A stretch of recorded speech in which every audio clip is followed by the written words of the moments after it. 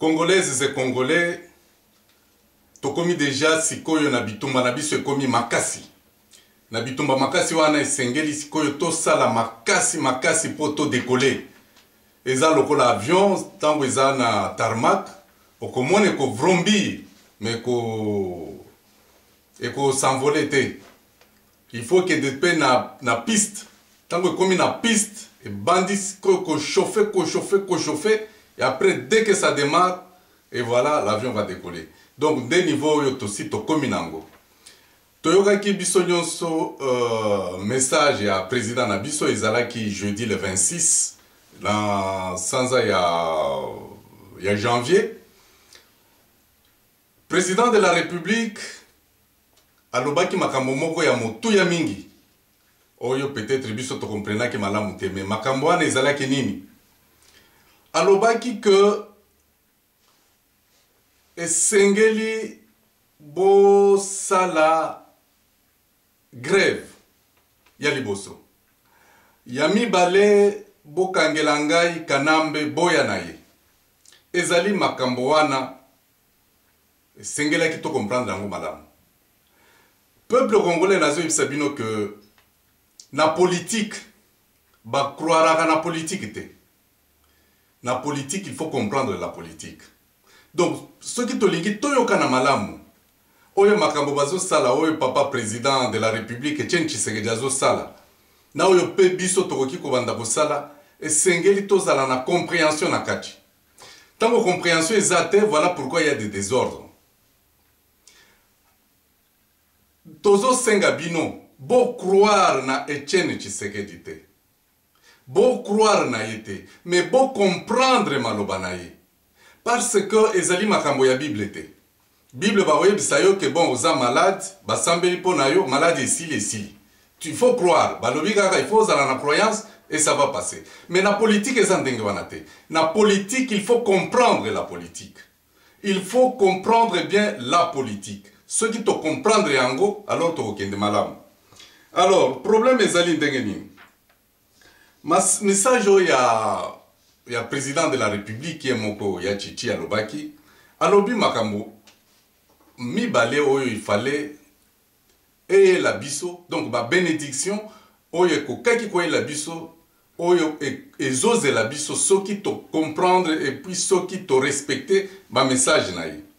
Message na ya alobi ni ya alobi que na le 26 on alobi que je suis certain qu'après toutes ces mesures, je vais récupérer ma liberté ensemble avec celle du peuple congolais. Alors, que je suis certain qu'après toutes ces mesures, ba mesure ezali mibale, mesure ya liboso, grève générale illimitée, di ya liboso wana, ya mibale, bokanga kanambe boelaye. Message wana, il faut tous comprendre yango madame. Alors, message à Liboso, ezali, message à grève, azo ebisande population civile. Population civile, a yebisi bangonde ngwana. Mais oyo ya kokanga kanambe, ça c'est un message spécialement adressé aux militaires. Il faut toyoka na malamu. Voilà pourquoi nous croyons et nous ne comprenons pas. Donc, il faudrait, message à Liboso, ya grève illimitée, ezali pona ba civil na message ami balé oya ko kanga kanambe c'est un message ya ba militaire. Alors ezali ndenge nini tango bazolo ba grève ezali ville morte te. Grève ezali mesure oyo bazozwa par les syndicalistes, tandis que ville morte ce sont des mesures politiques. Alors ndenge nini ya Chichi le président de la République est parvenu à se condescendre à Kiti pour ayakoper sa mot d'ordre. C'est là que nous allons très bien encore comprendre. Ça veut dire qu'au niveau, il y a des syndicalistes. Les chefs syndicalistes ont voté. En principe, c'était à eux de lancer le mot d'ordre. Chacun dans son secteur bien déterminé. Tozali na ba secteur tel que médical, tozali na ba enseignant, tozali na ba fonctionnaire de l'État. Donc, bato nyonso wana, nde wana, il fallait vraiment balancer ba mot d'ordre na ba travailleurs pour qu'en fait, qu'il puisse y avoir la grève.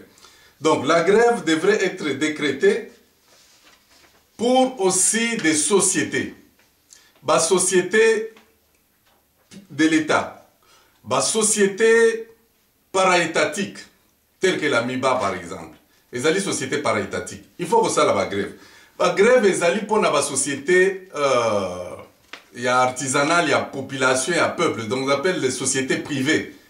La société privée, vous devez vaquer à vos occupations.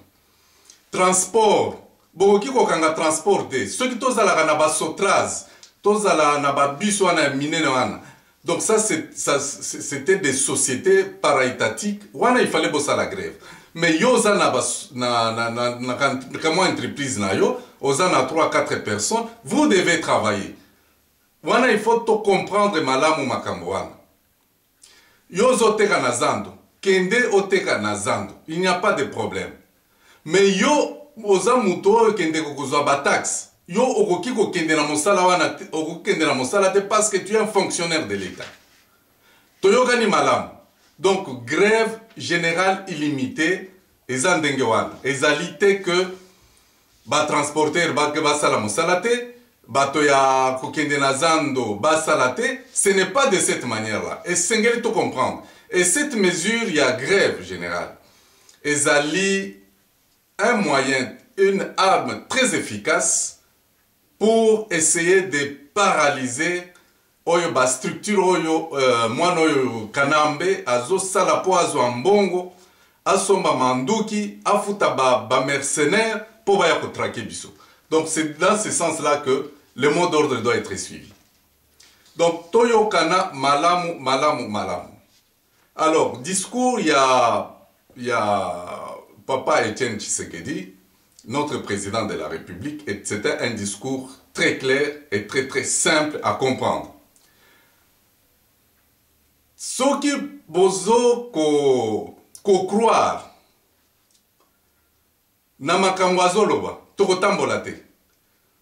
Voilà pourquoi bato oyo baza tout autour de lui lelo oyo bakomi kolata munyere. Boyebi munyere bon na évité ce qui eza ba chapeau moko boye oyo Papa Etienne Tshisekedi alata kawana. Ezali munyere. Et puis bokomona que tout autour de lui ba politiciens bakomi ko utiliser brandi bango pe kolata. Mais ceux qui ont bango pour nani bozolata, ils n'auront même pas d'explication à donner. Pourquoi? Parce qu'ils croient seulement. Mais ils ne savent pas comprendre. Donc voilà à quel niveau nous nous trouvons encore avec nos hommes politiques. Donc bazo sala ba makambo mosusu ba yebite pourquoi bazo salango. Donc ba politicien wana eza mabe mingi bazo rendre un mauvais service à notre peuple. Ba politicien oyo bazo lekisa bata na bango na kosala ba discours dans des salles de conférences au lieu d'être sur terrain. Les politiciens doivent être sur terrain. Et ça le rôle de médecin. Yo médecin au tangi au lata nani bilamba na yo na pembe ya salle d'opération, mais okota na salle d'opération de même ceux qui okoti na salle d'opération makambo malonga pe ezalaka te. Bakokotisa mutu kuna na kati mutu soki abibi mutu akufi. Donc bakoyeba te oza médecin ndenge nini. Eza ba étude te médecin on va le voir sur terrain. Un militaire, ezalaka osimbi munduki ke oza militaire te. Un militaire on doit te voir sur terrain, sur le terrain de combat. C'est ce qu'on appelle un militaire. Donc yo oza politicien, tu t'appelles politicien, mais sengeli tomona yo sur terrain. Sur terrain, oza na ba population. Ozo ba mesure audacieuse et courageuse, ba mesure parfois impopulaire. Nde wana tozo mona ke boza ba politicien. Sikoyo toza soki na 150 partis politiques. 150 partis politiques ba lobby ke nde zo soutenir Etienne Tshisekedi. To mona ka même yango te. Bazala ka wapi? Ba 150 partis politiques wana. Eza lokola ba nzete moko boye eza na bambuma te e pesa ka pe bambuma te. La Bible dit ba nzete ndenge wana il faut ko kata yango kotiango na moto. Nous devons vous voir sur terrain, ce n'est pas en circulant, en faisant des conférences pour expliquer, na éviter, ici, tu as que l'élection, ils ont triché. Bon, ils ont truqué, bon, mais maintenant vous voulez nous apprendre encore quoi. Donc, nous voulons vous voir sur terrain. Le peuple veut vous voir sur terrain, être à côté. Il y a peuple qu'on mobiliser la population pour que la population puisse être sur le pas de la réussite et du décollage. Parce que tout ça, le problème, il y a que faire décoller l'avion. Bon, les politiciens, ils ont et puis, si vous avez l'église catholique, est-ce que l'église catholique, ils ont des politiciens? Vous avez pouvoir, vous avez l'église catholique. Bon, tout le monde l'église catholique, donc ils ont le ministre de l'Union va l'église catholique. Parce que vous avez démissionné. Les politiciens, vraiment, le message vous avez été adressé. Il y a qu'à expliquer ce que c'est la grève illimitée. Il fallait donc vous mettre debout et vous expliquer la population. La population est troublée. Bah, ils ont confondu la grève illimitée avec la ville morte. Ce n'est pas comme ça, ce n'est pas comme ça, ça ne doit pas se faire comme ça. Les politiciens, vous devez en tout cas vous mettre debout. Alors, tant que l'église catholique est sikoyo, vous avez pouvoir vous pessier. C'est elle maintenant qui va décider. Bon, la décision, est-ce que vous avez vu l'église catholique à préparer? Est-ce que vous avez vu l'église catholique à préparer? Balobi que l'église doit être au milieu du village. N'est-ce pas que l'église est au milieu du village? Jésus est mort tant qu'il alors, il y a deux camps. Il y a l'église de Dieu et il y a l'église du diable, l'église de Satan. L'église de Dieu, c'est l'église des lumières. L'église de Satan, c'est l'église où il y a tous les magouilles. L'église doit prendre position. Doit prendre position. On ne peut pas mettre le bien et le mal ensemble et être au milieu. Jamais, jamais. L'église doit prendre position pour Dieu. Dieu est la lumière. La lumière est sortie des urnes le 28 novembre. Et point un trait. Makambo église abandi kosal. Na ba mesure na bangwa na bazui. Vous allez comprendre d'ailleurs toutes ces choses.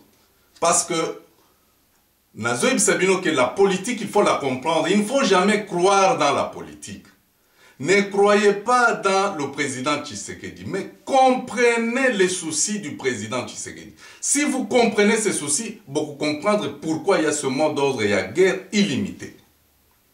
Alors, l'église catholique, alobini, alobi que non, résultat nyo soana ekufi, toyoka na malamu. L'église catholique alobi que élection ezali annulée. C'est-à-dire, le président Nyonso, l'âge, que ce soit le président Etienne Tshisekedi, que ce soit Joseph Kabila.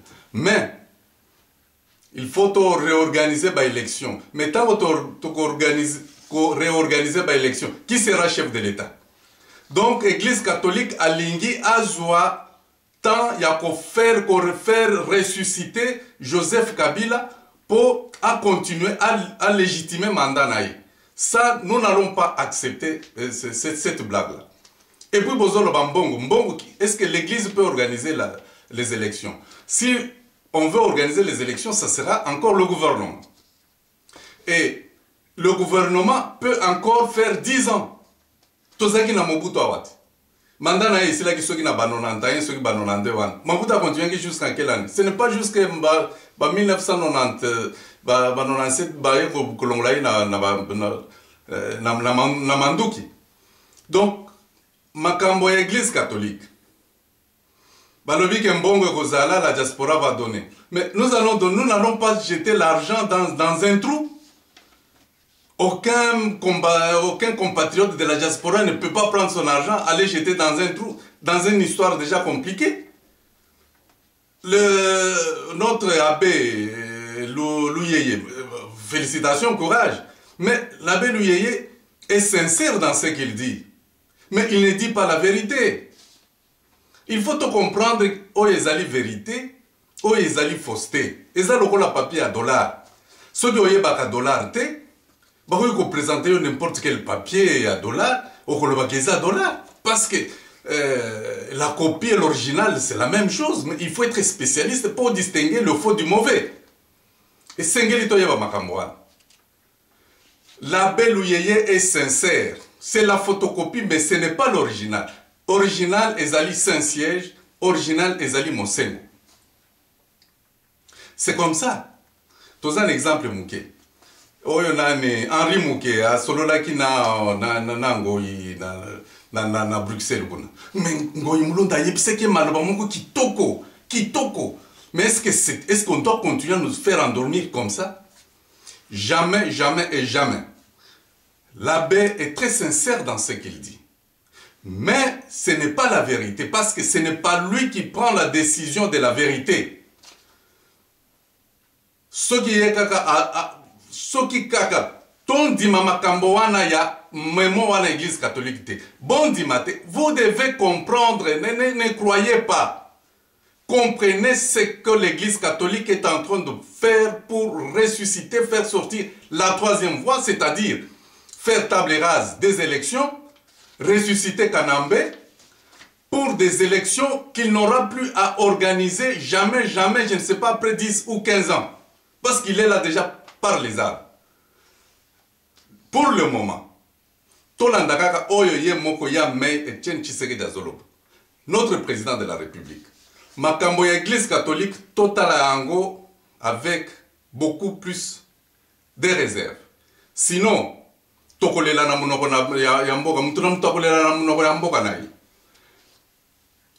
ne nous laissons pas distraire. Makambo ya solo ezali na yebisaki bino mais bomona kingai lokola mutu moko et vous c'était passé de tous les noms. Mais la vérité est que je suis en train de féliciter notre frère Bokechu Ier. Bokechu nous donne certaines vérités, pas même la vérité mais la réalité. Bokechu a les deux pieds sur terre. Bokechu Lumumbulu, alias Bokechu Ier, il a les deux pieds sur terre. Azoïb Sabino vérité. Et d'ailleurs, j'ai même suivi son dernier clip. Alobi Kengai Bokechu, vous me faites confiance. Faites-moi confiance. Envoyez à moi l'argent. Et nous allons faire nous allons chasser ce type-là. Il a parlé. Il s'est considéré. Donc, à partir, il y a les lots. Tozwa Bokechu Ier comme étant un trésorier général, il y a diaspora nyonso. Moi, j'accepte. Parce que dans Monique Makolobazo, il y a solo. Ce n'est pas la vérité, mais c'est la réalité même des choses. Parce qu'il faut être pratique. Il est pratique. Bokechu est pratique sur le terrain. Bototika ko rêver. Donc, de Makamboana. Alors, bato, bamosus, et Sengeli bo se proclamer binope. Tolingi, Toyoka par exemple, que tel militaire, alobi kengai et sika nazali awa nazali chef d'état-major yo moko Etienne Tshisekedi s'est considéré président de la République. Moutouna Moutabanda se considérer. Moi je me considère ceux qui ministre de la Défense. Moi je me considère chef d'état-major. Moi je me considère. Le fait que Lokoane Bimina Katina yo moko, vous prenez la responsabilité Lokola Bokechu Ier assis à Bimisi. Ngai Tokowela Nabinote. Porte-parole, il y a organisation, ça me convient parfaitement. Nasi Nandiminanga. Alors, ceux qui Tokutani Boye, Toko se retrouver dans une des villes. Il y a Monde Oyo. Une ville qui n'est pas encore à déterminer, c'est là que Tokozwa ba grande décision pour Tokendeko chasser moi au pouvoir. Bandeko Tofongo la miso. Tofongo la miso. Ceux qui to lali, binomoko boye bindenge balobaka na Kinshasa. Donc, waneza message ya ba biso ba civil ba bisaki biso. Mais bino sikoyo ba militaire. Vous les militaires, toyebite soki bozaka ba Congolais ou bien bozali ba Rwandais. Ben, est-ce que boza ba vrai ba militaire oyo toyebi ba oyo boketu penza azo féliciter azo rappeler bino ba cordelette ba formation bosala ba formation na ba formation. Est-ce que réellement ce sont les militaires oyo tozana bango ou bien tozana bato mosusu? Alors si ceux qui boza ba Congolais mais boye ba kemboka basi bazui ezo monana boye ba kemboka basi bayebi basi ba yebi yango. Mais ceux qui boza vraiment ba soda, mais un soldat ngana si na yebi naza civil ngana ye naza nanga civil mais oye ngana yebeli na ba soda ezaki un soldat ne raisonne pas comme des politiciens. Un soldat raisonnaka na bikite, un soldat raisonnaka na micro te, un soldat raisonnaka nde na munduki. Et si wana est-ce que ça marche, ça ne marche pas. Là ça ne marche pas, allez, on trouve une solution. Déjà ba soda mingi ba sali bon défection. Encouragez-les. Bokecho lobby, batouana baza besoin na mbongo. Mais cotisons-nous.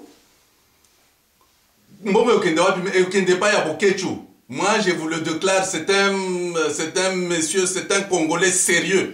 Il est sérieux, tous ça là, confiance, topé ça y est mbongo. Vous verrez que Makambo, c'est ça la réalité. Makambo ya kosolo là, nous allons faire ceci. Ah, nous sommes déjà avancés sur terrain. Terrain ya wapi vous avancé. Donc, alors, soki bino basoda, bino bozali kuna na kati ya mboka kuna. Boyeba que notre pays est déjà occupé. Botika kolela. Bozo zoakaka ba civil, bozo tinda bango liboso. Bozo ba civil botindi bango liboso. Mais vous ne pouvez pas bozo loakaka reno ba civil bino bo banda biso pe tokoya ko sala après. Non, ce n'est pas comme ça. Bino mongo bozo vivre ba réalité. Boyebi bien que mboka ezali ba chef na bino na baza ba rwandais boyebi bien. Boyebi bien que ba futa ka bino te même ceux qui bazo futa bino mais ba salaire ezaka différent tout ça. Hein? Mais il faut que beaucoup constater ba kambwana boy comprendre que mboka na biso eza dans l'impasse. Kanambe il s'est imposé au pouvoir par les armes. Azui ba mercenaire, bazui mboka bati yango à genoux. Mboka eza à genoux. Ngana zo ibisa bino mboka eza à genoux. Mboka na biso ekufi. Même ceux qui bomoni à Chichi à la Moki, yemoko président Moutia Bato.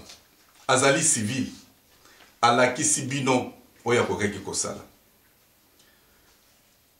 Abimi amonaki minduki liboso. Ba beti pe na masashi na mutu kanayi. Bon kanisi lisasi wana ezaki baza kusakana. Mais baza ko visite. Ba visa qui il dit non, il veut troubler l'ordre public, ba visa qui est. Mais lokola Cédric azalaki kuna parce que Cédric nandenga kufa na kombo ya papa Tshisekedi alobi que papa Tshisekedi o co-diriger. Cédric a telemi liboso. A dévié balle là. Balle s'était fixé pour Ababo Maye. Voilà un civil. Boyebi bien que ya Chichi. Oye Bolinga sala l'issue ces années. À quelle élection le 28? Le 23 a prêté serment. Barme Bazalaki, Nine Zalaki, a prêté serment. Bon. Bolingi a sala l'issue nini. Il vous a dit Bokangelanga ikanambewa. Azali wana azozela. Soki Bolingi Bobo Maye azali wana kimite. Abanga kabino masashi na binote. Il est toujours protégé. Donc bino basoda. Bozo lingaka ka population qui chasse sala. Mais population qui chasse sala nini? Et sala nini? Et si est sali. Population est sali. Bakufi boni. Bana qui chasse. Bakufi boni. Bon, et puis boye bake baza ba civil, baza na ba limite na bango. Tango bazo beta ba massage wana, bazo beta ba gaz lacrymogène, ba nini tout ça. Bon, monique ba bruit wana, est-ce qu'ils sont habitués à cela? C'est vous les militaires qui êtes habitués à cette histoire. Assourdissement wana, ba clatement ya ba minduki soki minduki andenge nini. basoda ya Kanambe wana sont préparés, ba mercenaires wana baza préparés pour la terreur. Yo kanisi bakoko benga mercenaires kaka pamba pamba aeboy. Mais ce sont des mercenaires qui ont étudié Monsala na bango ezalaka comment faire d'erreur. Alors, mais vous voulez que le civil fasse quoi? Basi basali, kin itelemi basi basali. Bolingi basala nini lisusu. Bozu pouvoir, bopesi ba chrétien. Ba chrétien ceux qui ba lambi biso kuna nakati, boyebi ndenge ba kolamba biso. Depuis quand l'église nous a aidés dans ce pays-là? Depuis la conférence nationale souveraine. Monseigneur, à cette époque, le président il y a CNS Mosengo, il était sincère. Il avait trouvé qu'il y avait un blocage, que le dossier de Mobutu Tshisekedi, le dossier de Tshisekedi Mobutu n'acceptait pas ça. Il fallait une troisième voie, ainsi de suite. Basala qui ce qu'ils ont fait, à Kendega à Rome, à Zongi, Makamomo et Salamaki. Vous pensez que l'église catholique est en dehors de Makamonyon sur les autres tournées? L'église catholique est pour quelque chose? Alors la libération ne viendra pas de l'église catholique, la libération viendra de nous-mêmes ou des politiciens, des gens comme Etienne Tshisekedi qui se mettent debout. Marche à l'essence dans le lobby que tu kendete. Tozo kende nga pe nazo kende. Bukomona nga na ko marcher. Nazo kende Stockholm. Nazo nazali awa. Parce que awa nazali vers le nord là nani na pôle nord. Nazali na camp militaire quand il y a autant il y a unité moko ya nitono et kende kosala ba bitumba kuna ba Afghanistan. Bango nyonso baleka na ville nazalia. Donc moyen ya kozwanga te. Donc c'est ça la situation. Donc bino basoda boyeba que histoire ya mboka na biso ko juger bino. Ko juger bino mokolo mosusu kaka histoire ko juger bino. Boyeba ke mboka na biso basi bazu yango. Bozwaki minduki wana avant zo munduki olata ateni olobaki makila na ngai pona ekolo. Alors makila na bino il faut izala na ekolo. Vous devez vous sacrifier. Nous avons besoin de gens qui puissent se sacrifier. Nde makamwana esengeli tozala nango. Esengeli bo poser ba action parce que beaucoup banda ko mituna non ngai mais chef na biso non pour le moment toza lokola toza na sur terrain na combat. Ceux qui tout le monde a même na ba film parce que jamais on a assisté à des combats mais tout le monde a na ba film que sur la front qui grade des alagali sous-sauté, on a nazali capitaine, on a nazali lieutenant, non, bale yaka e zwaka choisira rateke yo, oza caporal yo oza capitaine ezandengonate. Donc ezalaka muto yazana makasi. Un caporal peut sauver un capitaine. Sur place, quand il s'est nommé capitaine, l'ongo wana bale ezo ya, tala boye, tala bazana telle décision, tala bazana telle position bilo mandengwa. C'est comme ça que ça se passe. Toza déjà na tawan. Yoza caporal. Soki oza makasi ya ko réunir bato soki 10 15 pour ça l'opération. Ça l'opération comme nani prime na yezali. Ya Etienne Tshisekedi a lobby prime ezali. Oza ndenge wana oza caporal nzambe asi à côté le oza lokola mwana oyo nani na Bible oyo nani oyo abomaki Goliath David kazaki mwana muke kazaki ba chef bazalaki kuna mais bino pe bozala ndenge wana oza caporal oza soki balobaka dikili oza na esprit moral zwa bato na yo soki 4 5 bosala opération ale Goliath alala vraiment mboka mobimba to komi kaka boy nyangala tata wana d'abord aza malade asi abunga na ye na ibisaki bino que après prestation de serment na ya kokende mais vous ne voyez pas que azo seka bino alobi que mais nazalaki deske nani azaki na makasi azo pouvoir bomoni que vraiment ba Rwanda wana ba sali biso bazoba moko ba nyama moko boye tomoko kaka vraiment na ebité bokechu soki ozalaka même militaire nalingaki vraiment nandima yo donc bamoni biso bazoba moko bazoba mwana alali soki wapi pe azobela vraiment nous sommes dirigés par un voyou un malade nzambe na biso mais bino kuna bozala makila na biso po na école makila na biso po école vous voyez que vous êtes en train de vous moquer des gens comme ça donc esengeli bandeko na biso to comprendre la situation to komi déjà na niveau moko ya moto na moto azwa initiative na ye awa na poto tolingi tozwa o se déclarer que ngai naza chef d'état-major ozali yo oui nazali ngai allez di former cabinet na yo ya chef d'état-major zwa tel allez on libère les choses parce que makambo ya ba nomination wana ezala te soki oza nommé kozala nya voilà c'est un ancien colonel non yo moko kaka soki ndenge nini ale zwa tia sur YouTube lancé tozomona yango mais makambo ya kosevoile wana ezala te parce que biso tokomi koloba kaka sur place direct parce que mobali babotaka ye mokolo moko akufaka kaka mokolo moko bozobombana jusque quand bozobombana. Mais vraiment, pourquoi vous nous rendez ridicule na nyama moko boyaza même na capitalité mboka izaka kandenge wana et puis bino pe bozali kaka ndenge wana et puis bozana munduki ke non azana cordelette et moi ben écoutez ça c'est du n'importe quoi là. Oh, mais ça énerve.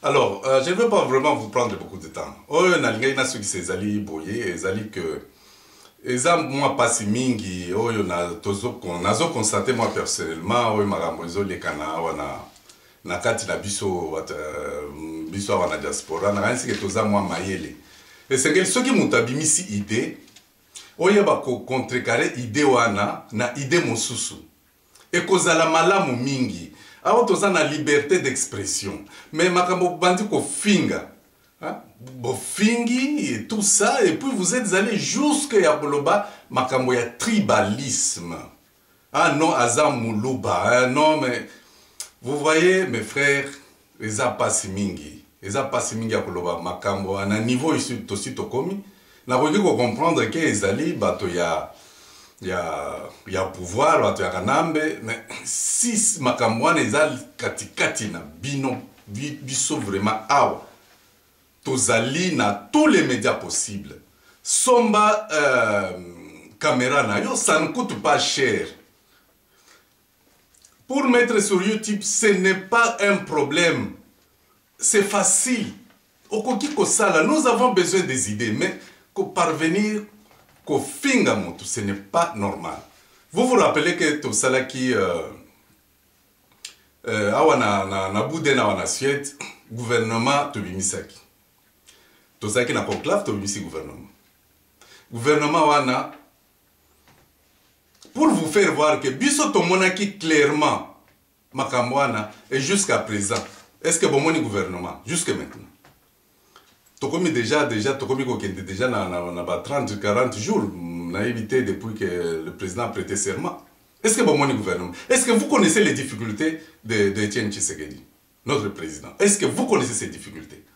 Non, mais nous avons vu ces difficultés-là. Voilà pourquoi nous avons dit que non, il fallait aider le chef de l'État pour que Tokende Liboso. Mais Soki, Tozala Mayele, Topozaki ba problème, Tolingaki déjà Tozala Mosika, Tolingaki déjà Tozala na ambassadeur, Tolingaki déjà Tozala na organisation dans chaque pays. Nous aurions eu des leaders. Maintenant, pour le moment, tout est parti, tout est foutu. Pourquoi? Parce que il y a eu des gens qui n'ont pas compris comment. Dans le discours, il y a Mei Oya Alobaki. À partir du discours, on a pour comprendre ce que voulait parler le chef de l'État. Alors, Bini, c'est le président de la République, Etienne Tshisekedi, qui parle. Je cite: pourquoi n'ai-je pas encore commencé le travail? C'est parce que pour commencer le travail, un chef de l'État élu doit réunir deux réalités. D'abord, la légitimité. Or, celle-ci ne pose aucun problème du fait que je suis sorti victorieux des élections du 28 novembre dernier. L'autre élément qui me reste ce qu'on appelle l'impérium, c'est-à-dire la force publique. Cette force publique se trouve dans l'armée nationale congolaise et la police nationale congolaise. Je demande à toutes les Congolaises et tous les Congolais qui ont une relation quelconque avec nos compatriotes qui sont dans l'armée ou la police pour leur expliquer qu'ils n'étaient pas au service d'un individu, mais qu'ils étaient au service de la nation. Je poursuis maintenant. Alors, je dois me contenter ce soir de ce message auquel j'espère que tous les Congolais et toutes les Congolaises vont répondre pour que je puisse commencer le travail pour lequel vous m'avez élu. Alors, pour que je puisse commencer le travail, pour Abanda Moussala, il fallait qu'il y ait l'impérium. Mais il faut... Je ne sais pas. Tant que tu as le gouvernement, motif na yezakini. Il fallait éviter le chef de l'État à retomber dans un niveau et à lancer des mots d'ordre. Parce que ça, ce sont des mots d'ordre des syndicalistes. Vous voyez comment nous sommes en train de tourner en rond comme ça.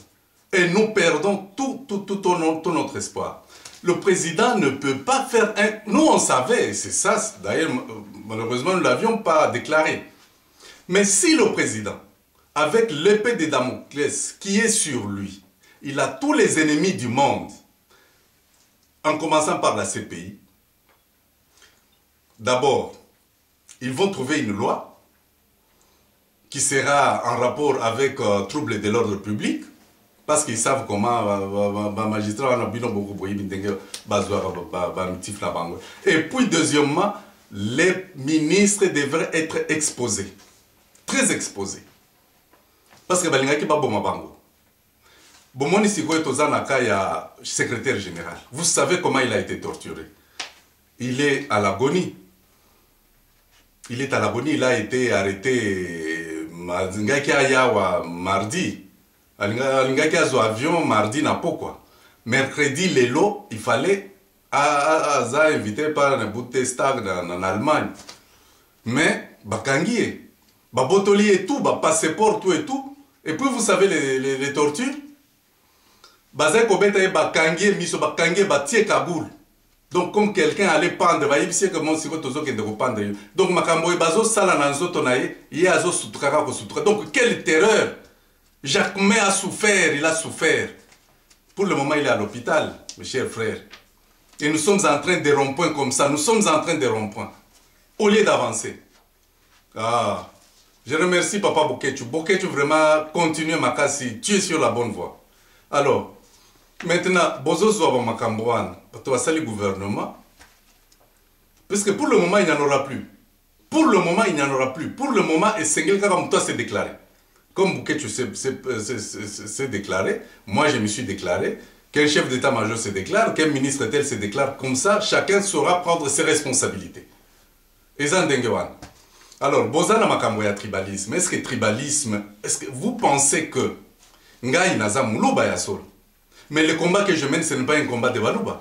Ne pensez pas que Namboka Wana, Moutouakoki, ko diriger Mboka Wana en excluant une autre tribu. Moutouak a exclu tribu ya Moussousse Ezate. Tribu Eza Mounen Eza Mouke. Vous ne pouvez pas exclure Moutou na système politique la l'histoire. Nous voulons que Bakamonionso eza la malam, eza la malam. Batoyo bazo kinde na tribalisme. Na lingi na la kisabino mouke, c'est que c'est le problème Balouba. Balouba, la manière dont ils ont souffert.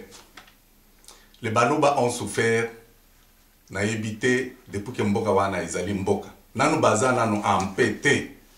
Bazalaka pe na pété. Boyebi bien que Tozalaki na opération Kifuakio. Kifuakio, ça signifie balai, c'est en Swahili, Kifuakio.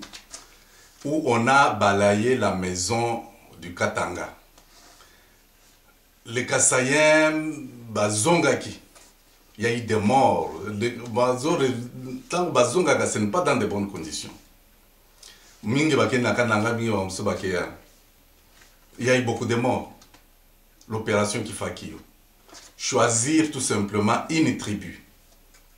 Bino moko boyebi l'opération locataire.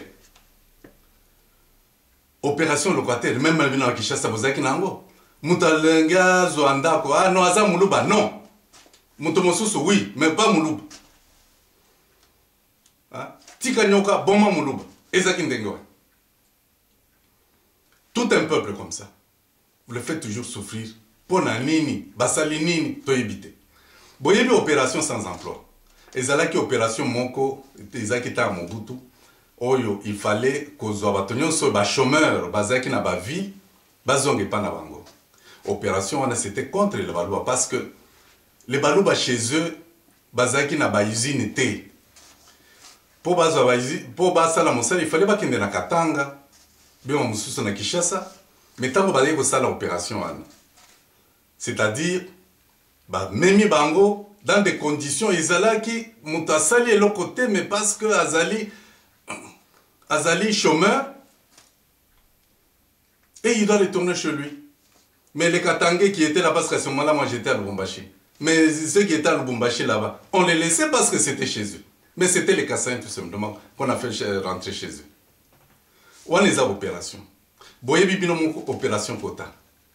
Kota wana ezalaki ne bisika nyonso. Baluba baza ebele. Batanga mingite. La université boni bazangi kosala université à cause de l'opération Kota. Ngaya wanalingaki nazala médecin. Pour arriver, donc c'était difficile comment parce que baïbsio que non Kota ya baluba ici est coquille déjà dans l'université. Bokoki kokende kunate. Bon et puis ba pourcentage bazai kopé sakaka na ndenge balingi. Donc 55% pour ça l'institut supérieur, na 60% de aucune université.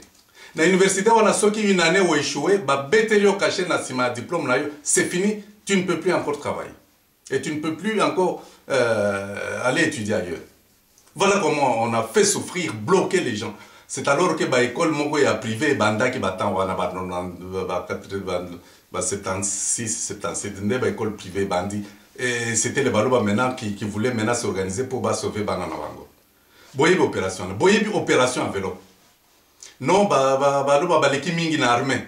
Okolangaka na tongo boye baeka na enveloppe ba pesio. Non mosala na yo ici. Vous vous rappelez de toutes ces choses. Contre un peuple, ce n'est pas normal. Token de la opération de monétisation.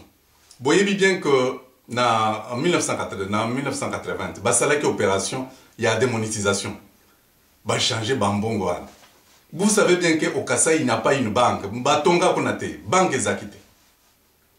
Bon, opération basali échange on ezaki ce qui un jour, ce qui des jours na évité. Bato bazaki na mbongo ebele kuna ezaki bazaki na ba millions en dollars en monnaie des Zaïre là-bas. En un jour, ozaki riche au tombé. Mbongo ezali sous na valeur te. Beaucoup de gens sont morts. Moussa les Akinini parce qu'à ce moment-là, il y avait ceux qui m'ont il y a 52 pages politiques. Que non, les Baluba soutiennent beaucoup. Ils sont devenus très riches. Ils soutiennent Tshisekedi. Ils soutiennent l'opposition. Il faut ruiner Bango. Tala monte mamabe. Bino bolingi makamba tribalisme. Baluba bafandi kaka nyen. Bango balobate, baza batote, baza ba congolete. Boyebi opération Nouveau Zaïre. Oyo opération à Birindo. Tango Baluba basalaki bango na 80.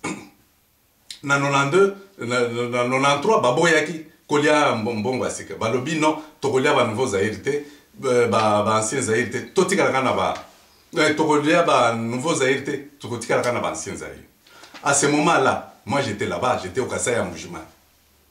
Mobutu a tindi ce qu'on appelle ba garde civile. C'est la situation. On a mis les militaires. Bazana pardon te. Batindi bango. Pour faire consommer la monnaie de force.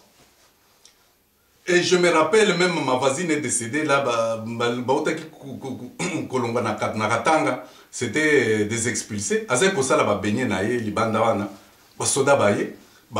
Pesi Nouveau Zaïre pour baza baigné.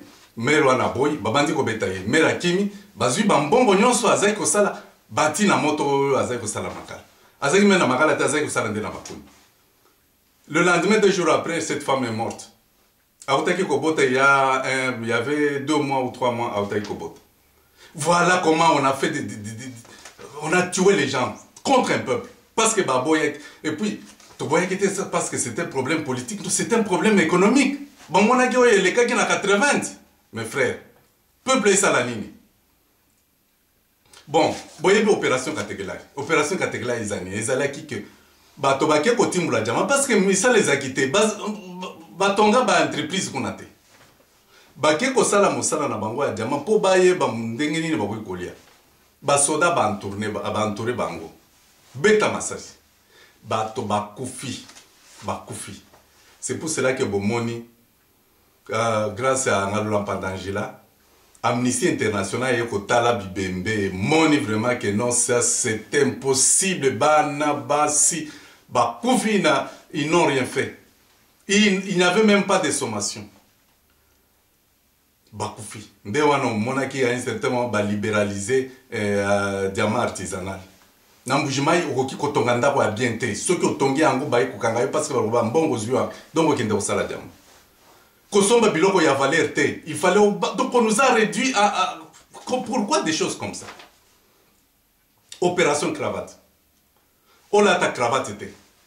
Ba komi yango na constitution te mais alobi kaka ke non bola ta cravate te. Muluba alobi ke non otoko sala ndengwana mingi bakufa. Mingi bakufa. Opération cravate. Boyebi makambwana. Kasi boyebi oyo opération ba yeko sala. Yo ya débaptisation au changer ba kombo. Mingi bakufa. Malula akufa. Parce que Malula boya ki ko changer kombo na ya ngalula. Ya nani? Ya Joseph Ngalo. Donc c'est vous dire que mon frère, bon, ceux qui bolingi makambo tribalisme, baluba bayebi makambo tribalisme. Voilà pourquoi nous sommes en train de lutter pour ça.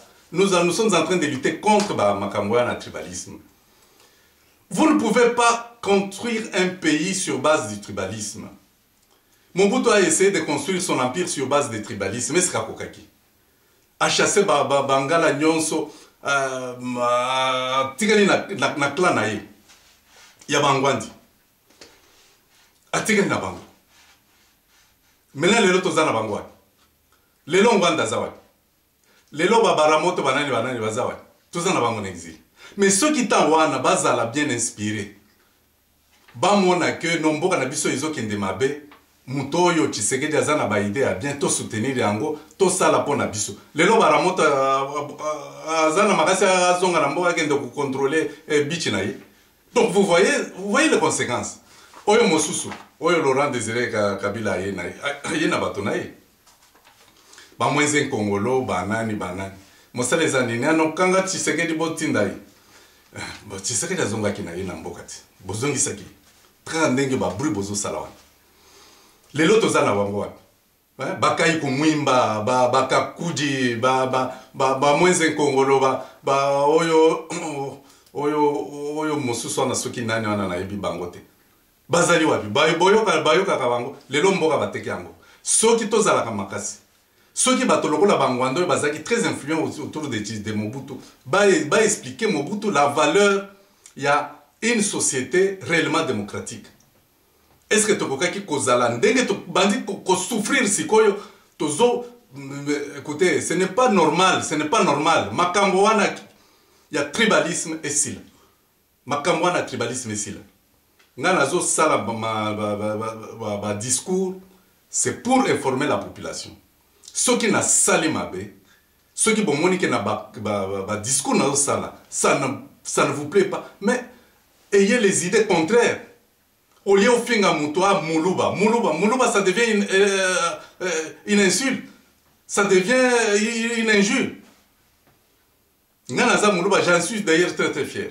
Je suis très fier. Mais prendre Moulouba comme de manière péjorative, là, je refuse. Et puis, tant que vous continuez à faire ceux qui vous aiment balé, ceux qui ont une association, ceux qui vous ont sale, yeba ke mutako sala yo mabe okoyeba ete. Mutako sala la yo mabe okoyeba ete. Parce que baluba mingi basi ba changer ba kombo kokanisa ke azande konayo ya mboka nayo, mais alors que azam Moulouba. Mingi ba changer ba kombo pour s'adapter aux réalités. Pour comprendre Makambouane. Alors, voilà, to solo li Makambo, ils allaient pour to la kisana, ce qui est la vérité. Chez nous, on dit, Kwambilanga na boulele la, kin kushifaya malanda to. Ça veut dire, c'est dire des vérités. Koyebisa na Makambo ya solo, ils allaient te kobebisa, kindeko na biso soki yo nayebisi yo ke mama na yo wana oyo aboti yo wana nde abomaki mama na ngai. Donc il fallait mama na yo aboma mama na ngai nde tofanda nde babotaki yo. Vous comprenez ndenge wana zoloba? Ça veut dire oza ndeko na ngai na yebi mais yeba que mama na yo abomaki mama na ngai mais yo oza ndeko na ngai. Mais cela ne veut pas dire que la consanguinité va prendre fin. Voilà ce que je voulais vous parler. Merci beaucoup.